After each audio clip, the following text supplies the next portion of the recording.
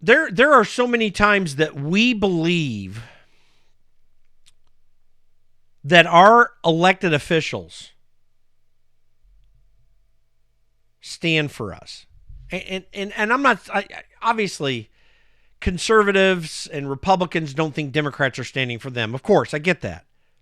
My problem is we even think the Republicans are. And they're not. When Mitch McConnell is out there saying that Donald Trump is complicit in what happened on January 6th, when he goes on further to say that there's going to be no impeachment of Joe Biden after what we just went through with Donald Trump, where there was absolutely no proof at all, and we've actually got things we could investigate. We could have hearings easily to discuss whether Joe Biden has committed impeachable offenses. That's absolutely appropriate and fundamental. But guys like Mitch McConnell, they don't want to do that because they believe in the system. Well, 2020 is going to be a big year. This is the time that I think we must make a huge effort to change it all. We got to go to the polls and entirely turn things around.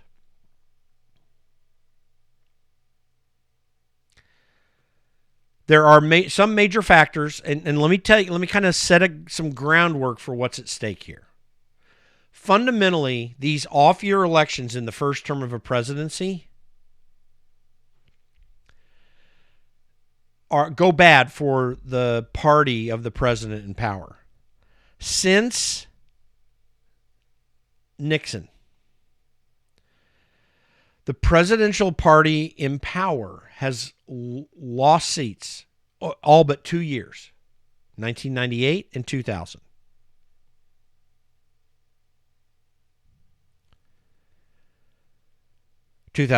Sorry. So, yeah, 98 and 2002. Other than that, in this first off-year election, the average loss of seats is 22. It's been as low as 1. I'm looking at the chart here. And it's been as high as 64 in 2010.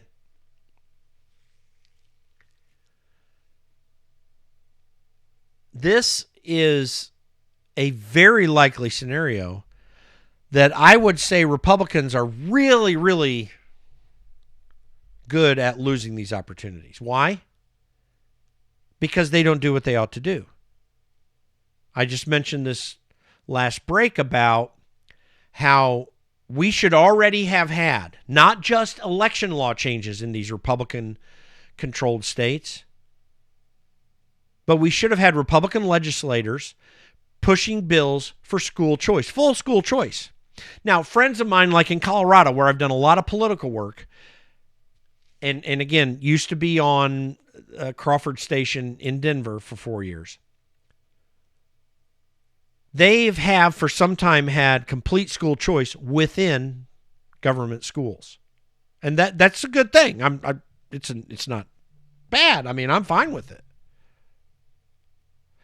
But I'm talking about school choice where your only choice is not a government school. You have many other choices: homeschooling, other private schools, and charter schools. And you decide where you want to go. See, the teachers union scream and yell in Colorado because that money does follow you through the school district, whatever school district you're at, or whatever charter school you go to. And they complain about that. Well, that ought to be threatened if you take it to a private school. The monopoly of government schools is crazy. So Republicans are really good at not doing the things that they ought to do to win. So here's the kind of the groundwork for 2022. Again, I mentioned an average of 22 seats lost in this first term off-year election for a president in his party. 64 is the high. The other issue that comes into play here is we've got redistricting happening everywhere. And the Census Bureau finally released their numbers. So states are already moving at that. It takes time to get a campaign going, and you can't really get a campaign going in some areas because you don't know what your district looks like. So that's beginning to change. And that is a factor as well. You've only got a few states with independent commissions that do this. Colorado has one of these, and they came out with a map recently that actually looks bad for Republicans. It could lose 2 or 3 seats right there in Colorado. But Republican legislatures around the country are drawing maps as well. Democrat legislatures are too, because the big argument is the politicization of it. Well, first of all, I believe in partisan drawing of the lines. I don't believe in independent commissions. But secondly, don't think that Republicans are the only ones that gerrymander. Democrats do, and frankly, Democrats do it worse. The economy is another big issue. We've got inflation that is a big part of our economic situation right now. Yeah, lumber prices went down recently. They're going back up again. The Bureau of Economic Analysis in Washington, D.C. changes up, and the other agencies who do these measures of inflation, they've changed the basket of goods over recent years, so we don't actually have a really good sense of inflation from the government numbers. But the reality is inflation is there. I drive a big old diesel truck, and I've been buying diesel gasoline now for 4 years. Diesel gasoline was consistently at around $2.15 a year ago. And it's at $3.25 is about the best price that I get. Inflation is real, and it's not just for diesel. It's there for all gasolines. It's going crazy in California. Regulations do this, but this is what's happening. And then the Afghanistan thing is going to play a major role as well. Afghanistan is a problem because it was run so poorly. The question is, will that linger? Will that idea and problem linger so that we're talking about it going into next year? Well, Democrats and the media are already doing a whole lot to make sure that doesn't happen if possible. If a terrorist attack happens in this country, it's right back in the news, and you're not going to be able to stop it. But the media is doing a whole lot right now to make Afghanistan not an issue anymore. For example, you've got, I think, 5 different aircraft that have at least 100 Americans and then a bunch of people who are Afghanis who have special entrance visas because they helped in the war effort there. They're sitting on a tarmac north of Kabul, and the Taliban are not letting them get off the ground. And they're demanding, before they allow it, that the Biden administration recognize the Taliban as the rulers of Afghanistan, which, to their credit, they're not doing right now. But, I mean, just points right back to the stupidness of this whole thing. The fact that we would allow Americans to be sitting there hostage. But see, you don't know about this because the media is hardly even talking about it. You'll hear it on conservative media, conservative talk radio. I haven't checked Fox News in the last couple of days to know if they're talking about it, but I'm sure Sean Hannity is. I just haven't seen it. I haven't had time to. But will this linger on? The fact that they're not talking about this issue in the media, by and large, proves that they're trying to do everything they can to get Afghanistan behind us and move on to the next thing. If Afghanistan is still an issue, that's a huge problem. Joe Biden's numbers are tanking. Will they stay down? The media is going to do everything they can to get that done.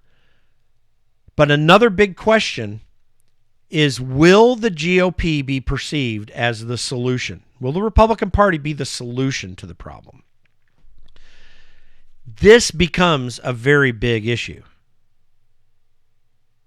Because Republicans have for some time not been able to show that they have the ability to recognize that they need to provide a difference.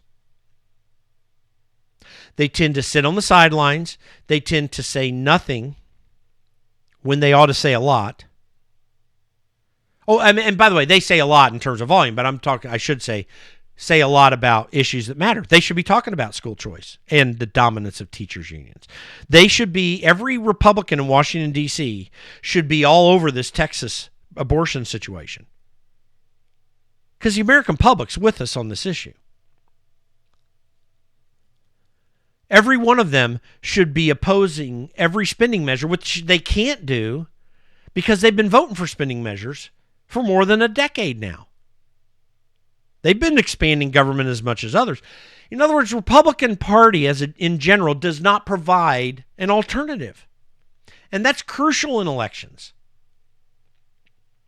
Now, I think the American public are upset enough about Democrats that they'll still make a change. But just like in 2010, all the bigwigs in Washington, D.C. are going to say how smart they were because of how this election got pulled off. In 2010, the National Republican Congressional Committee that manages all the GOP House races took credit for that win in 2010. They had absolutely nothing to do with it.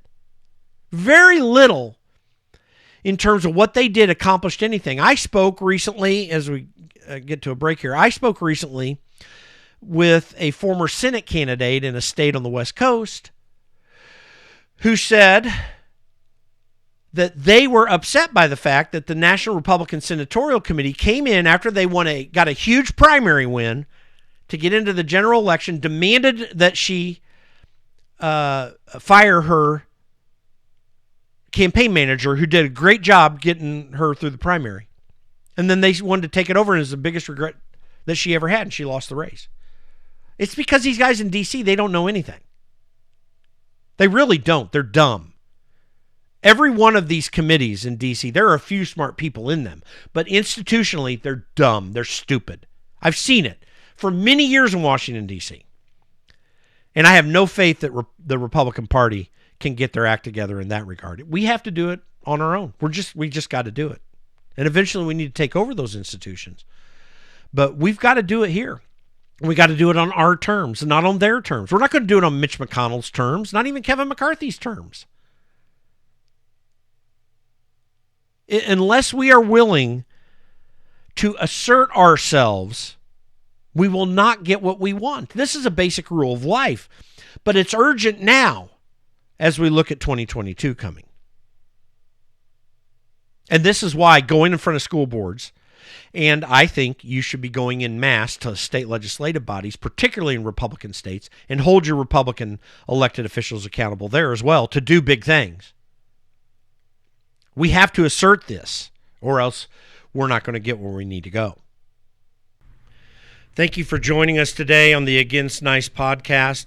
Please be sure to go to our website, www.politicsisn'tnice.com. You can sign up for our email list there just at the top right of the web page.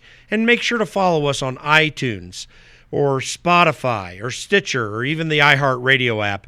And give us a 5-star rating and let people know what you think about our podcast. Again, www.politicsisn'tnice.com. Join our email list at the top right hand of the page there and follow us on iTunes, Spotify, Stitcher, or iHeartRadio.